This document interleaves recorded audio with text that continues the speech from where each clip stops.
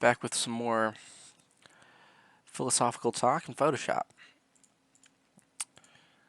This time I'm going to really mitigate the amount of times I say certain words, because in the first video, and it's really hard because I'm trying to balance photoshopping with talking, but in the first video I said, a lot, and it was so annoying to focus on what I was actually saying when that's a big part of what I was saying, if that makes sense. So I'm going to really work on not using certain words excessively, because I can understand how that would get very annoying. I was annoyed myself. So in this video, I'm basically just going over topics on what makes people sad and depressed. The first subject I'm going to go over is fake personas that people put on in their lives. I think that is definitely a big point there, because everyone has friends or people they follow on social media that are popular who give off this fake persona of things. Like, they live this perfect life, they say the perfect things, they don't catch a whole lot of drama, but eventually stuff catches up to them one way or another. But if you're constantly just getting positive feed from these people,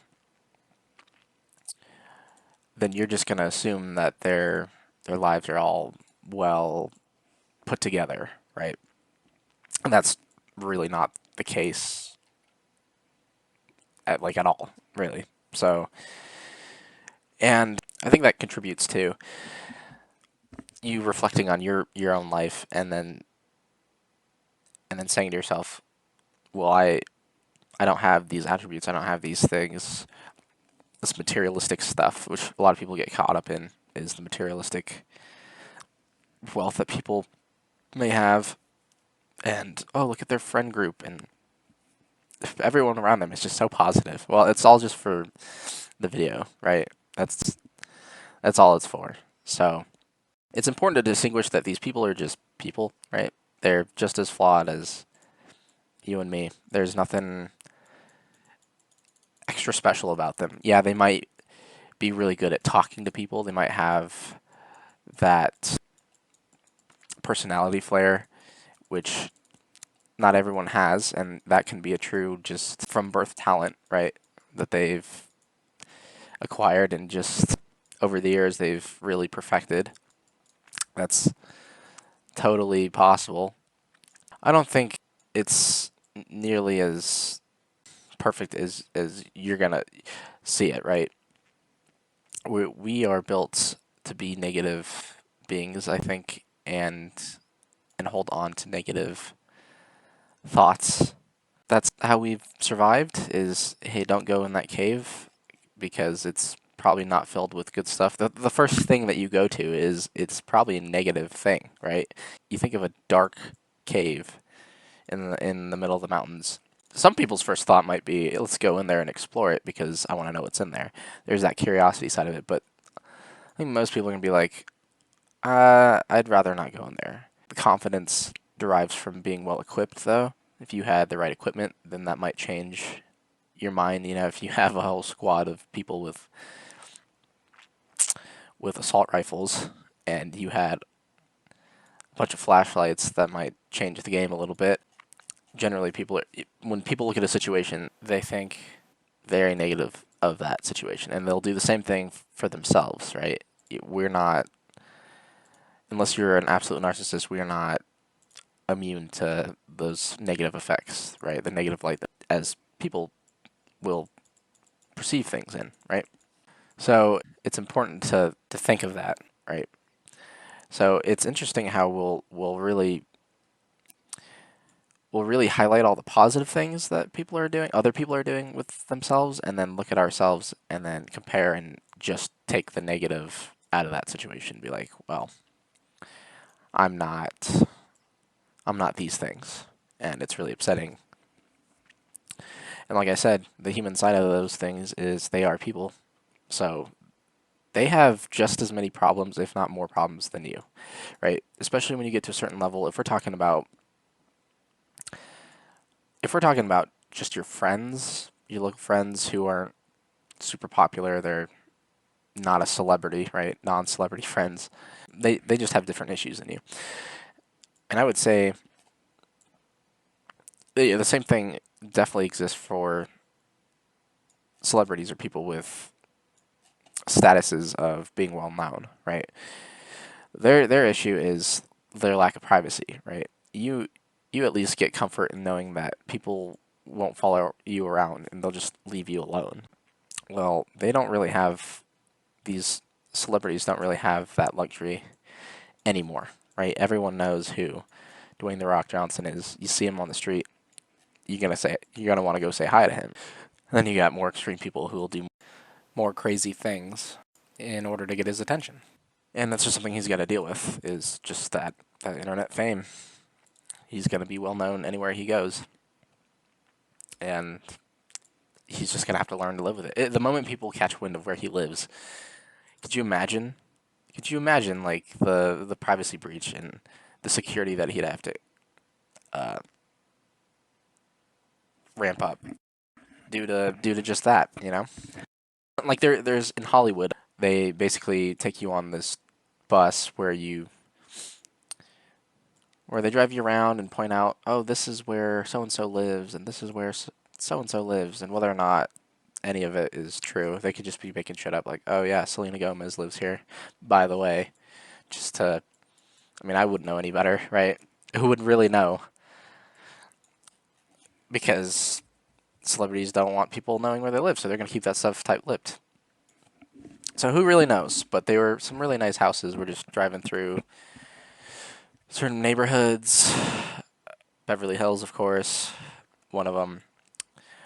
One of the places we drove through, and it it's interesting knowing that some people make a living off of just trying to expose where celebrities live or just BS it altogether. I don't know, but anyways, if what the tour guide was saying, and these are legitimately where these people live, there's not a whole lot of privacy in that as a celebrity. Like you have to just spend more money on safeguarding your property and keeping people away, which has got to be incredibly annoying. And that's just kind of the the con side of being a celebrity. The pros are obviously like a ton of wealth that come with it, and that helps mitigate a lot of the issues. But there's always going to be some give and take in any situation, right? And that's something that people have to recognize. It's not all just perfect, right? It never is that way, ever. But these celebrities only post the good side of things because that creates content, and it exposes people who will never be able to experience certain things to that world of the rich and famous.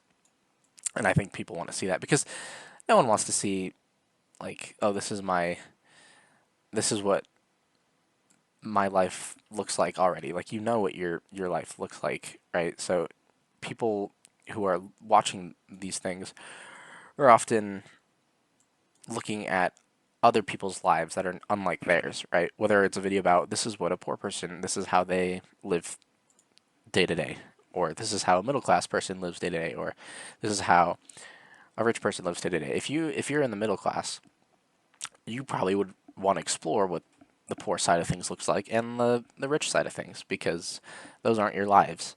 I think we're very much interested in other people's lives, which is kind of an interesting concept as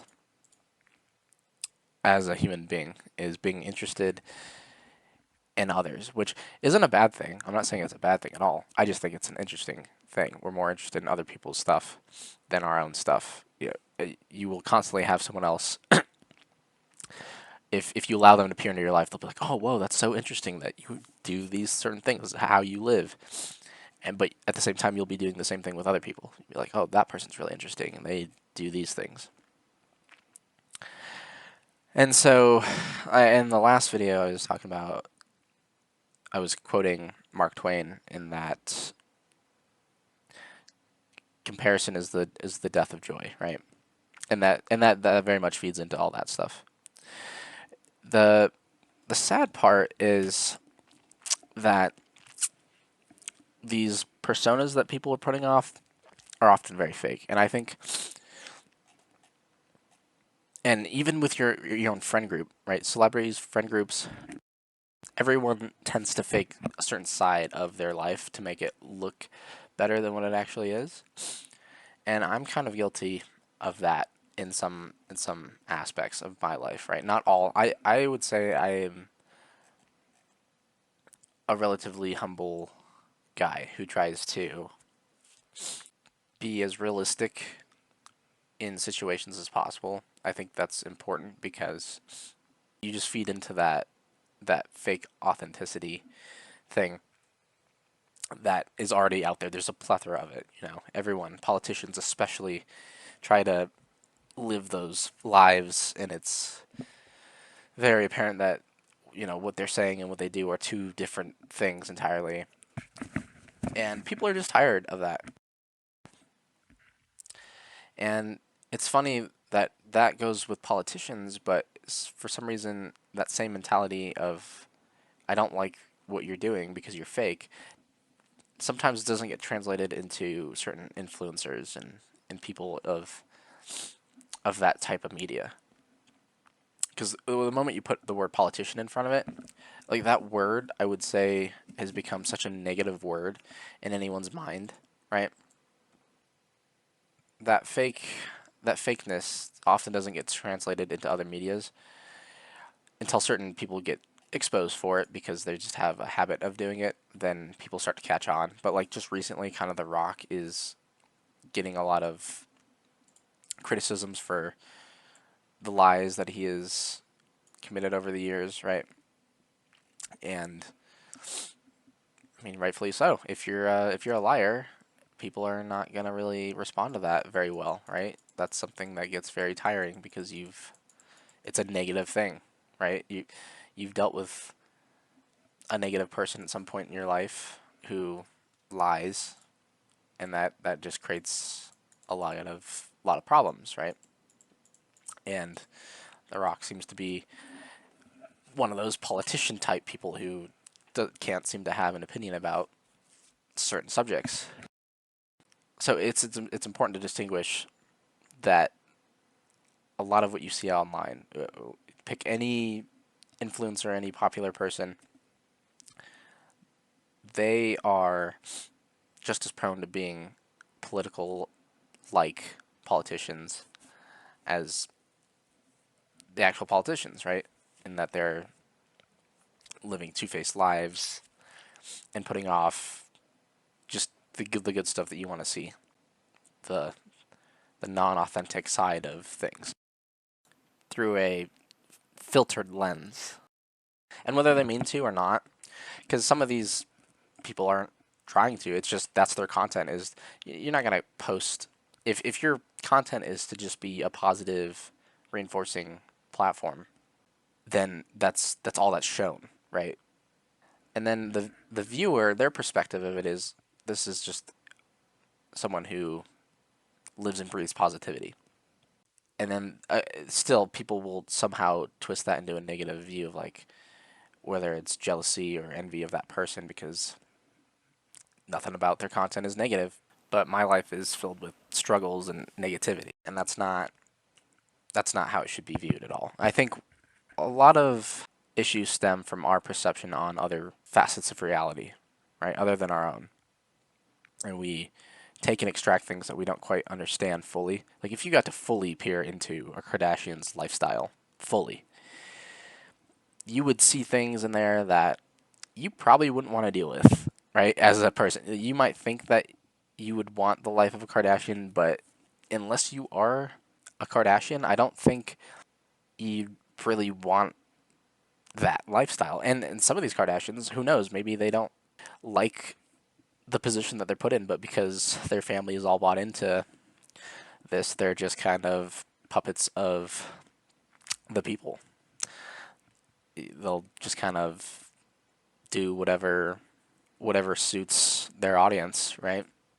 They'll never be able to live maybe their authentic selves because they know if there's certain things they say or do, they'll get a lot of backlash from it, right?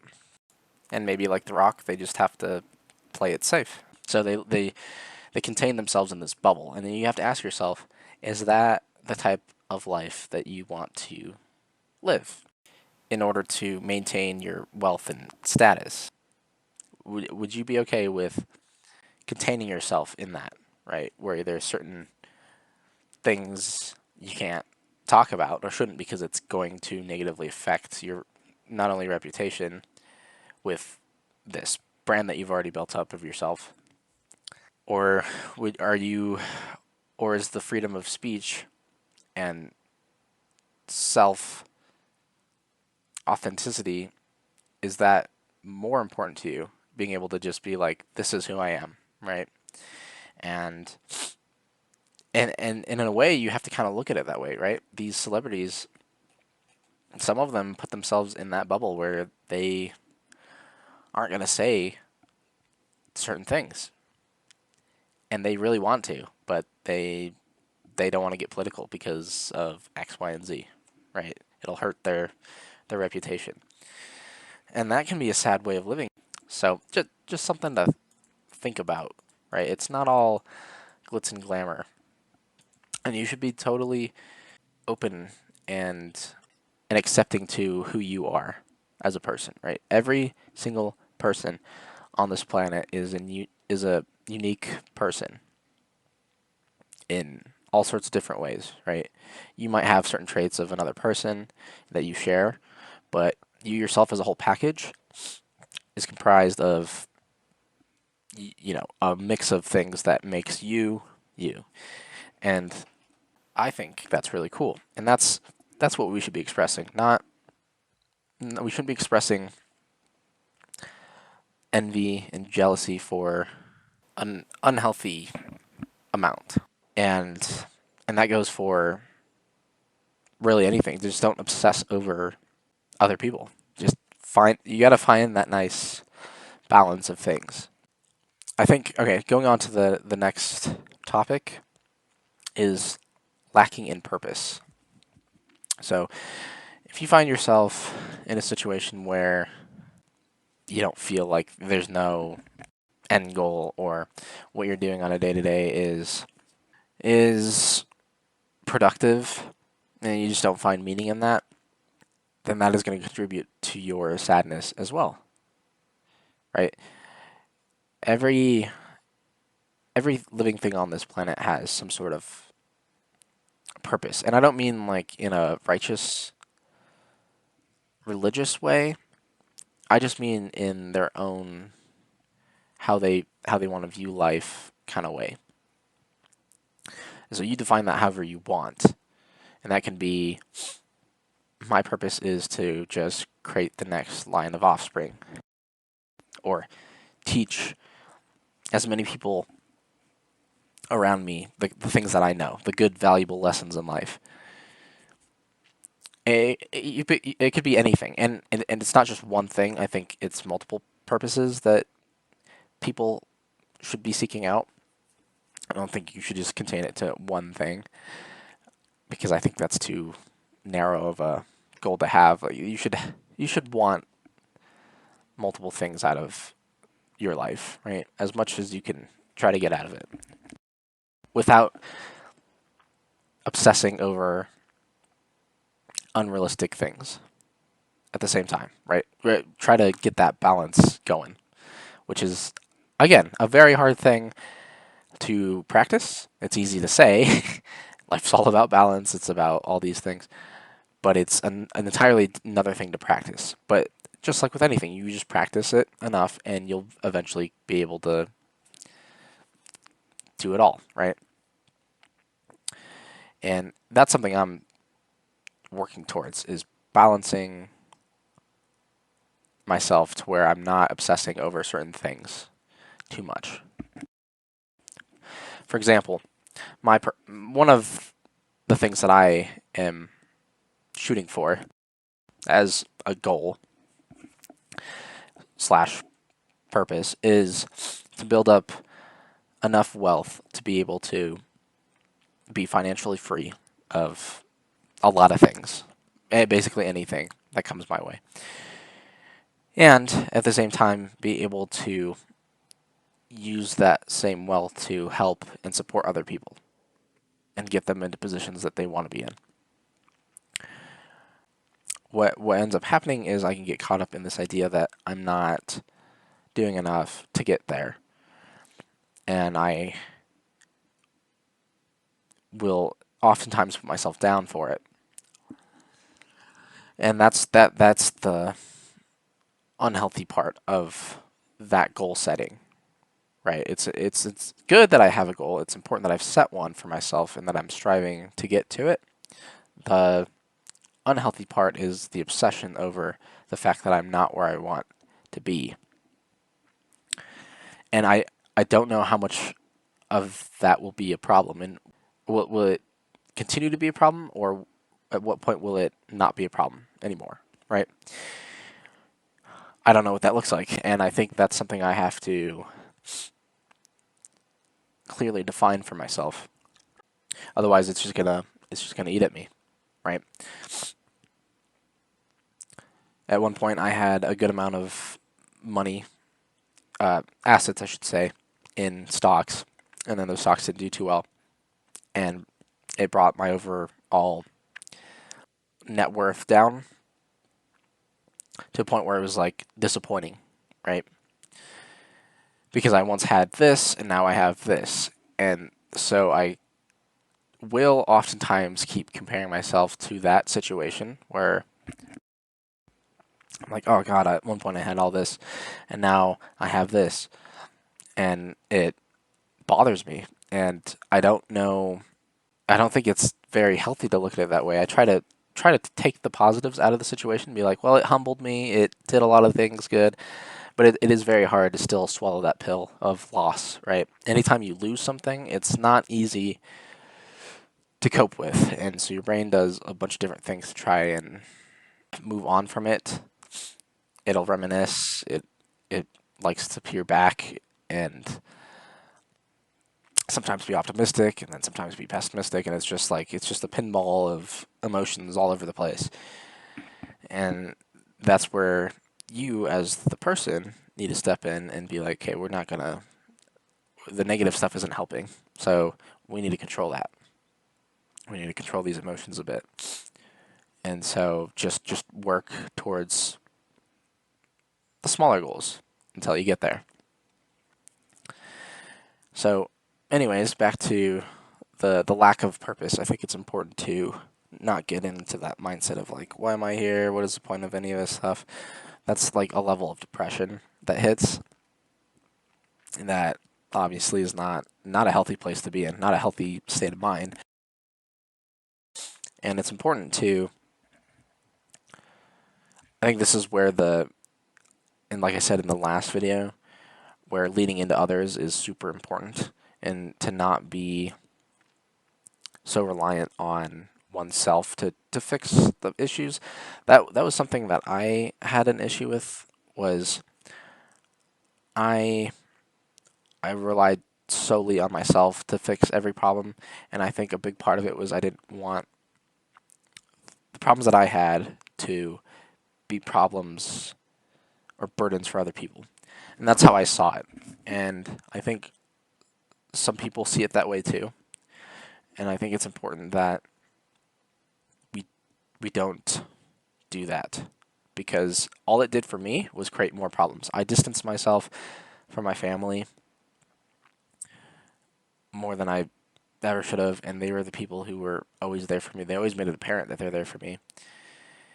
And I have that great resource, and I just didn't utilize them to help me, right? But I didn't realize that I needed help at the same time.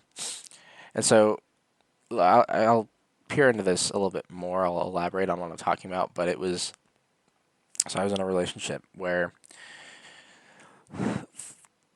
I was we've been dating for like 4 years, and in the last 2 years of that relationship, things got pretty toxic. In that, my girlfriend at the time was cheating on me. She was getting really into getting really hard into alcohol, and she was clearly an addict. And I was trying to help her through those last 2 years of our relationship because I really did care. I really did want the relationship to last, but I let it burn me out for too long. For those last 2 years, it was like a slow burn of just becoming less and less attracted to that person because of the ramifications of her actions and what it was doing to our relationship. I had to go into work as a GM with a smile on my face and pretending like everything at home is fine and dandy. And this is the part where I'm talking about where we all put on a persona. We all have personas, every one of us, right? It's hard to find someone who is their true, authentic selves anywhere and everywhere you go. And I think that's why a lot of people like Jim Carrey, because he seems like someone who is just not afraid to show who he is, and that is awesome. Whether you like that or not, you don't like his authentic self, okay, whatever. But the fact that he's confident enough to just be that who he is all the time is something to admire, I think. Whether you like him or not, I think you should admire that aspect of him. You think he's too goofy, whatever. That's your own problem. Okay. But I don't, but that's not a bad thing.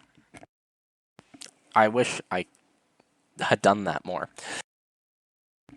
because at the time I was only showing my team and my parents who at that point in time they didn't know what was going on between me and my then girlfriend because we would she would come over to every week I would go over to my parents' house on certain occasions or just whenever I would invite my my ex with me, my then girlfriend, with me to go over to my parents' house and we would socialize and this and that. And then over the years, my parents noticed that she came over less and less, missed my birthday party, all the all these things, right? And that was cause for concern for them, but they weren't going to bring it up with me because they knew it was a touchy subject because I didn't bring it up with them. And so it was just this constant elephant in the room of I would come over and the idea of talking about my relationship with her never came up, like ever. From what I recall, I don't remember them ever trying to bring it up or peer into that at all because I never did. So they knew it was a touchy subject, so they knew not to get into it. And I think for both my parents and me, it was a learning experience that I think they should have tried to open me up to it if they'd recognized that I wasn't really talking about it. And from their point of view, should have seen it as that's a cry for help, right? And that's what I'm trying to notice more from people when someone comes up to me, right, as a manager, a team member comes up to me and says, you know, I don't know what it is about myself, but I don't like myself, and I have a hard time creating relationships with people. To me, that is a cry for help, right? You don't just casually bring that up just to talk about it, and I think some people will think of it that way, like, oh, well, he's comfortable enough to be able to open that dialogue with me. But that also means what the next step of that should be, well, how should I help him?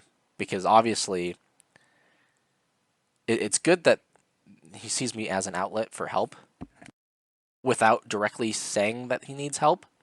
He's not saying, hey, help me. I don't know what to do. Because in the entire conversation that I had with my coworker, he never said, how do I get out of this? I recognized his what he was trying to say was a cry for help, right? It was obvious to me that he brought this up because it is on his mind and it's bothering him. It's not something you just bring up. And so I recognized that. I was like, okay, hey, let's talk about this more. This is obviously important to you, and it's great that you're comfortable enough talking to me about it. Even though I'm your boss, you're comfortable enough coming up to me and talking to me about it. That's a big deal. That's a big, big deal. And so I took my time during the shift while we were working to we'd just talk about things, and I would give him advice on what I would do. And I know that I helped him out a lot, and he definitely told me that. And so going back to the story, I think my parents, they didn't know. Again, it's a learning experience for us all, but that should have been a sign for this person needs help. They're blocking something out of their life. They're trying to create this fake persona. And to me, I this is where I went wrong, and this goes back to what I was saying about living a double life and not really meaning it entirely. This is me, okay? Going into work and working, dealing with all the stuff that I need to at work and getting stuff done, and then coming home to a failing relationship that is crumbling. And it meant a lot to me, so I didn't want to give up, but it tore at me. Every time I went out in public, I had to pretend like everything was fine. Nothing bothered me, but I would never bring it up, right? And that's a big red flag right there. And same goes with when I'm over at my parents. Didn't mention anything about the relationship for 2 years. For 2 years, I put on this persona that everything was, well, I shouldn't say fine because they probably knew it wasn't fine, but more of like, I'm not going to talk about a certain side of my life. I'm not going to be my true authentic self and tell you guys how much this relationship has been bothering me and the problems that go along with it. And I think that should be talked about more because I didn't realize how much not talking to the people that cared about me at work, at the family life, how much not talking to them about these issues was only making things worse for me because I put myself in that bubble, right? Just like every celebrity, you put yourself in that bubble. There's certain things you don't want to say, certain things you don't want to do, and you are, by doing that, you are limiting your freedom of speech and your ability to be authentic and real with your feelings. And that just creates a bad environment for yourself, for your mental self. And I wish I had known that sooner. But I know that now, and I'm not afraid to expose that side of me, those certain emotions, right? With other people and share these things because a lot of people out there have gone through a very similar situation to you. You in no situation are you entirely alone in that, right? Whatever it is, whatever you go through, there is someone out there who has gone through the same type of situation. Maybe it's not exactly the same, and that's something that I would tell myself too in the relationship after.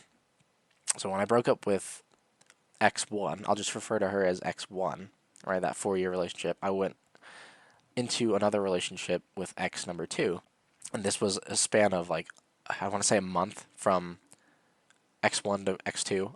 I had, so some more context to get into. That last year that I was with X1, it, it was such a slow burn for that last year. I was so checked out. And I think it was,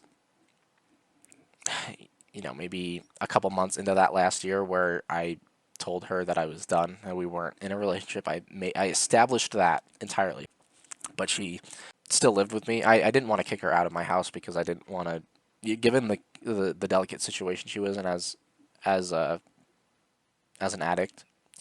I didn't want to just kick her out on the streets because I couldn't live with that. She's a person, and as much damage as she's done to me, I know she's done just as much damage to herself, if not more.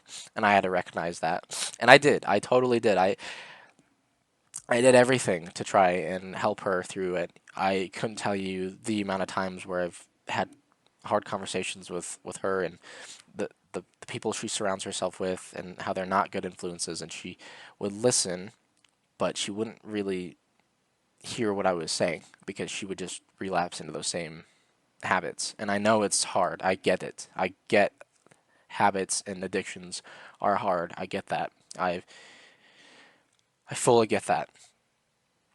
Right? I deal with a, a porn addiction myself, and that's very hard to just put down.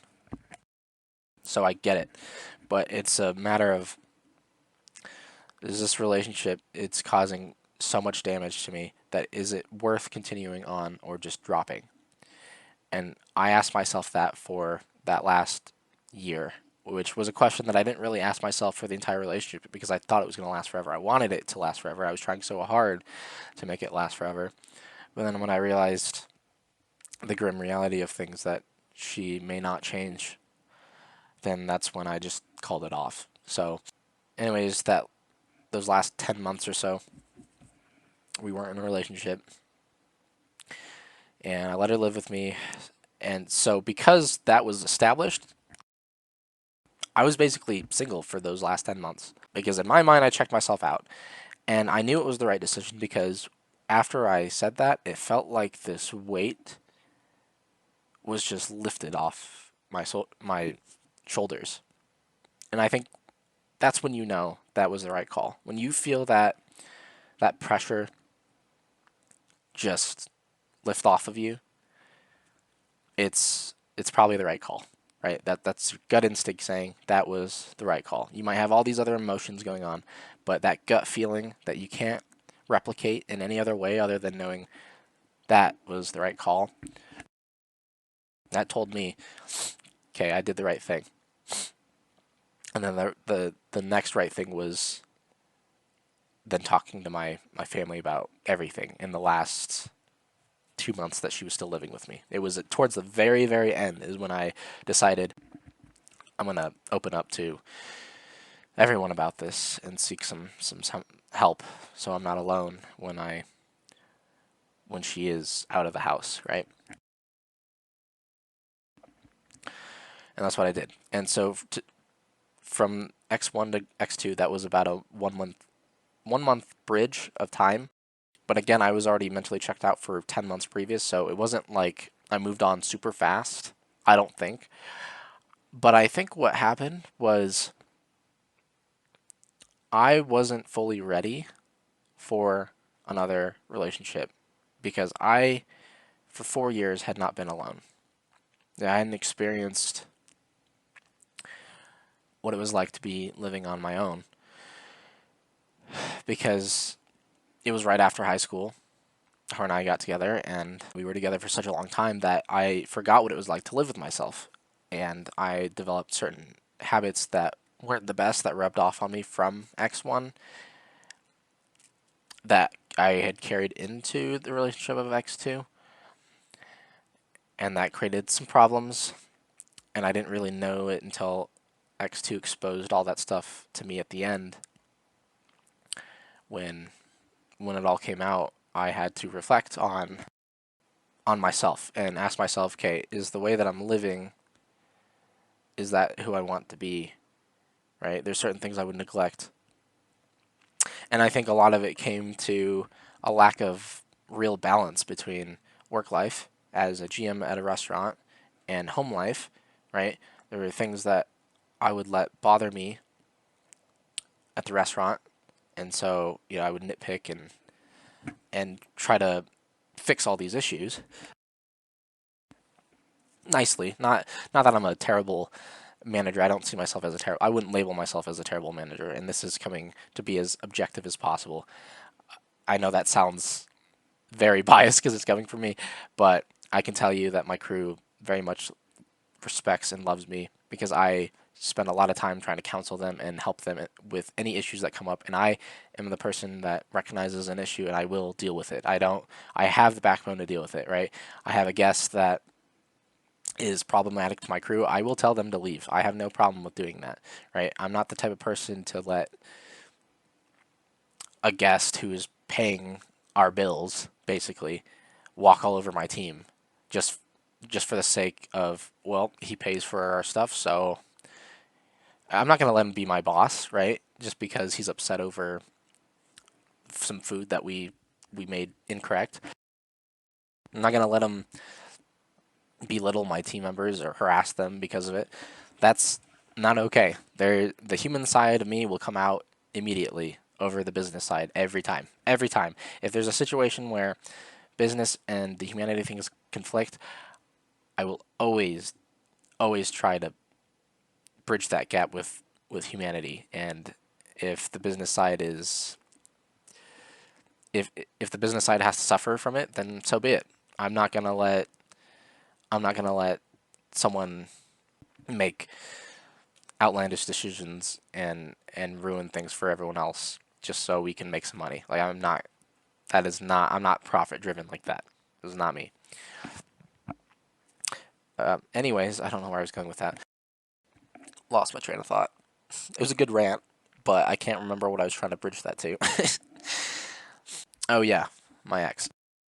So, anyways, I would spend a lot of time at work letting all sorts of things bother me. How unclean the restaurant was, the goals that we need to achieve, the numbers that we need to hit, the operations, everything, right? There's so much that needs to be managed as a GM, and I didn't balance it enough to when I got home, I was just too lax, I think. Too lax on too many things. And I wasn't living like a slob. That's probably the first picture that comes to mind is like, you just did nothing. But that's not true. I just don't think I did enough. But then that sounds like, oh, she's nitpicking. That sounds like you weren't enough for her and she's got really high standards. And I don't think that's it either. I think there was definitely some things I could have done better that I did neglect either on purpose or by complete accident because I just wasn't made aware of it. And had I been aware of it, then I would have done something about it. And it wasn't entirely fair for her to just lay it all out at the end to me like that because I I don't think I deserved that.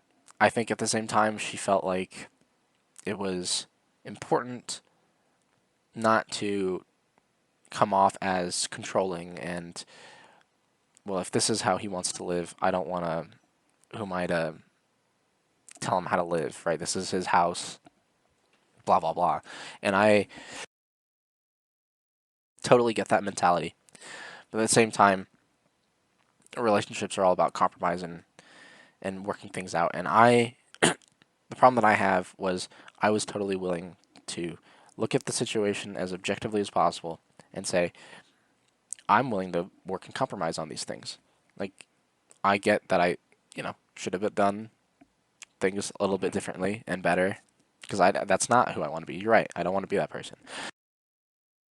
And it opened up my eyes to how I think jumping from one relationship to the next was without fully getting to live with myself and be myself for a little bit and how that created problems with the next one. And I'm not blaming my first ex for all these issues. There's just issues that I developed over time too.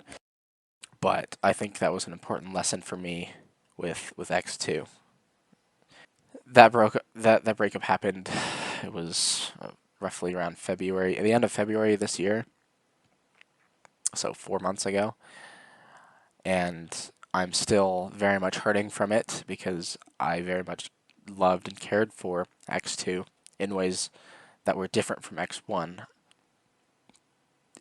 The other issue was I came off of a relationship with X one that was toxic, and so the next relationship I was optimistic about. I was like, okay, well, it sucks that this didn't work out because I really wanted it to, but I know there's better out there. I know there's better for me, right? And at the same time, I wanted her to get better, and she did, I think, from what she tells me, because we still keep in touch, that she's sober and has been sober for 6 months. And the breakup with me was eye opening for her because she really cared about me too, even though, you know, it didn't seem like it for me at the time, but I now know that she did. But anyways, that's well past said and done. But coming off of that low, the next relationship was very much a high. It was a high rush of feelings with X too, and everything connected really well at the beginning, and actually really throughout the entire relationship for me. And her for the beginning, but towards the middle and end of the relationship, it was very much becoming less and less appealing to her. She just bottled up everything, which is another thing that I don't think people should do, is just bottle up emotions like that because it just creates problems. Like for her, because she was bottling it up, she was keeping it in and she wasn't necessarily happy with me. And at the same token, it created issues for me because she laid it out at the end, and the the the effects that it had on me was I just felt like the whole situation was unfair. I didn't get a voice. I didn't get a chance. And in a relationship, you should have those things. You should have the ability to talk things out and compromise and work things out. I didn't have I didn't have that option. I didn't have a choice. Nothing. It was just yeah, I'm kind of over it now. Basically, that's basically how it went. There is more to it that I'm not gonna get into, but that's basically how it came across to me. And the entire time for her, it was a slow burn, just like it was with me in the last relationship. There's parallels there, which is kind of ironic and really shitty. But while she was being burnt out the whole time, I didn't see any issues. I didn't see any issues. Everything was, if there was a small issue, we did compromise on it, or at least I tried very hard to recognize those things and work on it myself. And I didn't have really any issues with her. Everything was fine and dandy until it wasn't. And then I was like, what the fuck? Where was all this? Why didn't you talk to me about any of this stuff? Right? So many things that she outlined I wasn't even aware of. Wasn't even aware of. Like, how is that fair? And,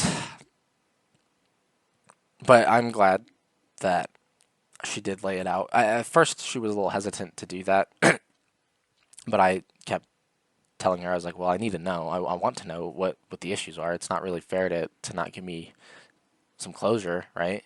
That's awful. So she did lay out the issues, and I was able to work on these things, and she still has no interest. Well, I'm sure she doesn't. I haven't talked to her, but even though it all hurts, I know that that was part of the growth that I needed to become the next version of myself, right? And that that's another topic, I guess, to get into is when you allow yourself to really get into your feelings on the negative side of things. I was in a very, very bad place, like just a few months ago, right after the breakup and the realization that things aren't, we're not gonna get back together. Like she has no plans for it, even though in my head I was like, there's a possibility. It's, I was not in a very healthy mindset. I was going through the entire grief cycle in its entirety for months, and that's that's a big reason people get sad. They get into those grief cycles when that loss hits their life in any form, right? Where it's monetary, whether it's a physical thing, whether it's another person or a relationship or some connection that you had with something, you experience loss as a person. It's very hard to deal with, and everyone deals with it in different ways, but it's more or less in that same type of grief cycle. And that's what I got caught up in for months, and an awful place, and I myself lost purpose in a lot of things. I didn't feel anything, right? I didn't really care if I had died the next day. It didn't really matter to me. Like, to me, my other purpose was a a solid relationship, and I thought I had that with X2. We were only together for 3 months, by the way. Add more context to this. So anyone could look at that and be like, well, it was only 3 months. But for me, it was such a deep connection. And everything was going right. Of course, it's the honeymoon phase, what have you. But there was little to no issues. No real arguments about a lot of things. We agreed on so many things. So many things were just right. And so to come off of that, where it's just like this hard stop of just, you don't get that anymore. Very, very hard to deal with. And so I thought I lost my purpose in life because out of anything, and even to this day, out of anything that I want more than anything, want to have that would be fulfilling would be to have my forever person, my soulmate that I build and connect with throughout the years. That to me, I want more than anything, more than the wealth that I always wanted to build up, right? To me, that relationship comes first, and then everything else comes after. But another thing that I had to realize with that is I set that as my purpose. And I didn't have multiple things other than the wealth building. I wasn't building other types of connections with other people. Like, all my focus went to that person, right? X2 got a lot of my attention, right? And although we weren't compatible, apparently, to me, I was giving everything to that. And it skewed things for me, and it created a reliance on her, which I think I had even with X1. I had a codependency, which I never thought that I would ever have because I'm such an independent person that when I reflected on all of it, it was very much a revelation that I had with myself, in that I rely too heavily on whoever I'm with. I just kind of, I don't say drop everything. Like, I still explore other passions and stuff, but they do become my world, and that's a dangerous place for anyone. If someone becomes that, getting hurt by that person will be crushing, super crushing, because it was for me. And maybe not for everyone, but I do think it's a dangerous territory to get into, is solely focusing all your attention on one person or one thing. It doesn't even have to be a person. It could just be, it could be materialistic. Like, I want that Ferrari, so you're gonna do everything you can to have it. And once you have it, it's your world. And then if you lose it or something happens to it, you're crushed. And then you can't function as normally as you would. And those are all dangerous things. You're essentially creating a vulnerability. You put yourself in a very vulnerable position. So recognizing vulnerabilities, I think, is a key to keeping yourself from being sad. You avoid those things. In the next relationship that I go into, I'm going to not have a certain expectation about how it could turn up and that it could be this and all these great things, and just take it as realistically as possible and see it as, okay, is this infatuation? Is this really going to work? And what are the red flags, right? There were some red flags that I should have seen with her at the beginning, with X2, that I didn't fully see as red flags. And I definitely don't, I wouldn't say I was infatuated with her. I mean, it's still trying to distinguish those feelings, but even 4 months later, I will say I don't, I would not use the label infatuated. I know it's what it probably seemed like because we moved very fast with each other, very fast. Everything moved super fast. I was just more, I will say I was definitely in love with her. And my problem stemmed from just allowing her to be everything to me. So just being careful with that, I guess, is what I'm trying to say, right? And that could exist in any form. Just recognizing it and being a bit more cautious. So, like I said, the next relationship I go into, I'm not going to have an expectation of how it's going to turn out because I think that's what led to it being so crushing when it ended. Was I very much expected everything to go exactly as planned, just amazing,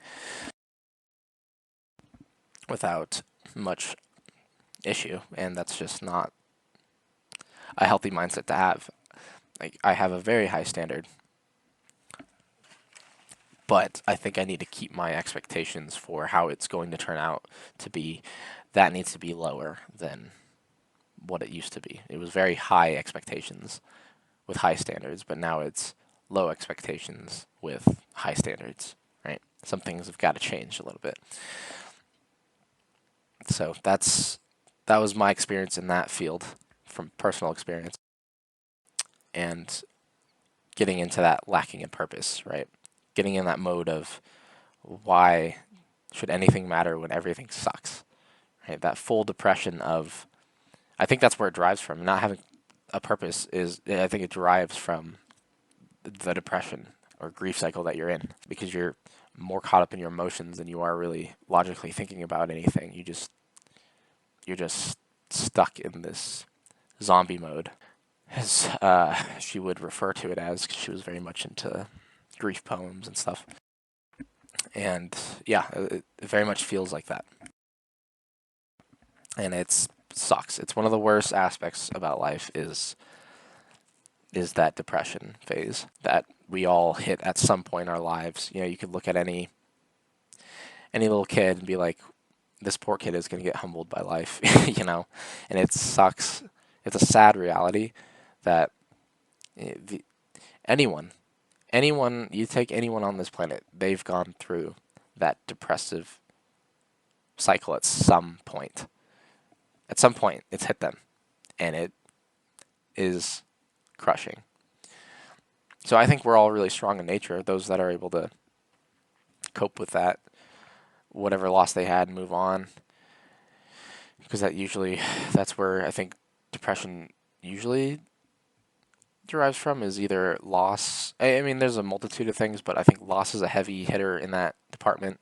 And I also think that when you get to a point in your life where you're just like, what the fuck am I doing? Like that wake up call is also the where you can lead down that road of depression, which is obviously awful. Another topic I want to get into for why people are sad is disliking their jobs. If you go into work hating every aspect of it, then why are you there, right? That's something you got to ask yourself. What change needs to be made?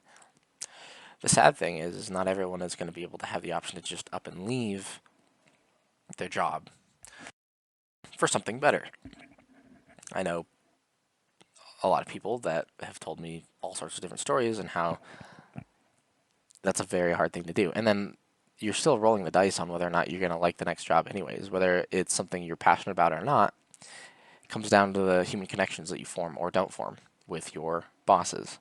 If your boss is terrible and you guys just can't connect, well, you're gonna have a hard time liking your job. But even if your job is something that you love doing, like the job itself, it's the people that are in it. How do they affect it? That's the other factor of it. So that's a tricky thing. But I will say, if you don't like the job itself, you should probably move on if you can.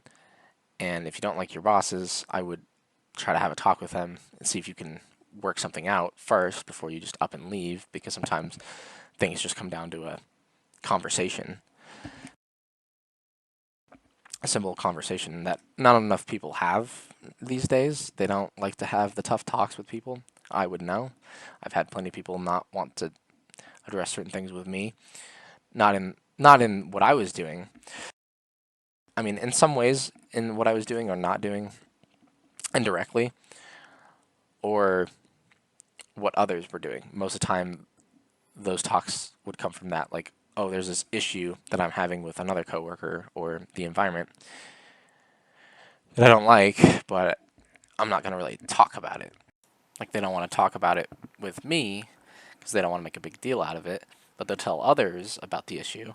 And so I usually get this information from the others that they talk to, and then it circles back to me, and then I go and address it with the person who complained about it. It's like, if you just talked to me, I would have been able to solve the problem, right? You guys aren't getting along with someone else, we'll sit down, talk, and work it out, right? So, you know, talking it out is just as important. I would at least try that first before just assuming that it's just not going to work overall and I'm just going to get a new job and then move on, right? But if you've tried, you've done everything that you feel like you can, then sure, absolutely move on to the next thing. So in the first video, I touched upon the subject a little bit, but the dangerous outlets. And what I mean by that is like outlets for sadness, depression, anger, those types of outlets, right? And I talked very much about the internet being one of them. There's a lot of things out there that are temporary, what I would call a temporary happiness for these outlets, right? It gives you that rush of dopamine excitement where you're looking at it and thinking, wow, this makes me feel great. But knowing that it is just temporary. Anything that is like that is a potential dangerous outlet in my mind. Okay. So examples of this: alcohol, drugs, sex, porn. Um, there's other things that I can't think of right now, but they're all outlets that are easy to get into because they feel really fulfilling in the moment. But it's really, in the long run, it's just going to do you more harm, right? Like, what's different from that versus a nature walk? Like, if you just go outside and walk around the park, that would be considered a temporary happiness, right? You're walking through the woods. Oh, it's beautiful. Look at all this lush green stuff. It's temporary, yeah, but what you're doing in the long run is actually healthy. That's different from the other outlets I mentioned because there are benefits to being out in nature, right? The scents, the aromas that you get, the sun, you know, the vitamin D that you're getting, like all all of that is coming together, and over the long run, it's beneficial. We were meant as ape-like beings at one point to be out and about with nature. That's a healthy outlet, right? There's nothing wrong with that. But these artificial things, these artificial outlets, that is a little bit more dangerous, right? And anything, even a nature walk can be turned into a negative thing if you're obsessing over it, if you're doing too much of it, right? Like sex isn't exactly a bad thing because that's also natural, but too much of it, you get lost in it, right? And it once it starts to control you, and you're not really like when it's in control of you and not the other way around, then I think that's when it's unhealthy, right? Getting into those outlets is a dangerous place to be, and would advise to stay away from such outlets. The sad thing is that a lot of people are more prone to certain addictions than others, right? Like I would say I'm not very addiction prone. Like I can very much mitigate certain things like sugar, right? It's very addicting. I at least have it here and there, but I definitely don't indulge in it as much as a lot of people would, right? And I know that I can kind of control it. There's moments and times where I just go on these crazy like splurges of eating a bunch of Oreos with milk because that's just an awesome combo. And sometimes I'll just be like, oh, a burrito from this this place like post workout is just it just hits the spot right after my workout. Got this awesome fulfilling burrito. It's it's just amazing. But I don't indulge in any one of those things too often, right? Like the thing of Oreos that I have, I finished in a time span of a month, right? It was like a whole package of Oreos, just your standard amount that you can get, and yeah, it took me a month to eat it all, right? I wasn't gorging on it in a few days, finished it in a few days or a few weeks, and then went on to the next one. I'm actually kind of over that little binge thing that I went into, which is weird. It comes and goes, but it's definitely a little bit more controlled, I would say, than others people would tend to do, right? Same thing with soda. I'll drink a soda once every month or so, I want to say, and that's not like an exaggeration at all. I just that's just how I am. Like I didn't grow up on drinking sodas a lot, thank God, because it's awful for you in excess, right? Just like anything in life. But every now and then I'll get a hankering for it. I'll be like, yeah, that sounds pretty good. I'll have a Dr Pepper or a root beer. Sometimes it just hits the spot, right? But it's not so often. I can tell you it's at least once or twice, maybe a month, that I'll drink a soda. Then I'll go for another month or two, even, and not drink another one. Just how I am. And so I don't think I have an addiction prone personality. I think very much I could stray away from that. Some people aren't like that. Some people get into these cycles and it's just really rough. It's you feel very sorry for them because they just have that addictive personality. They were born with it, runs in the family lines.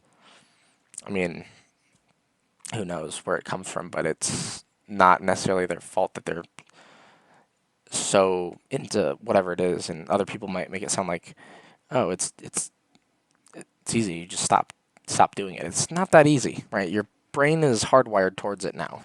It sees it as part of its daily routine or weekly routine or whatever it is. And well, weekly I would say isn't bad, but if it's daily, especially if it's like hourly, any like anything like that, that's where it's okay. We gotta watch what we're doing here, right? Anyways, that's my rant for the day.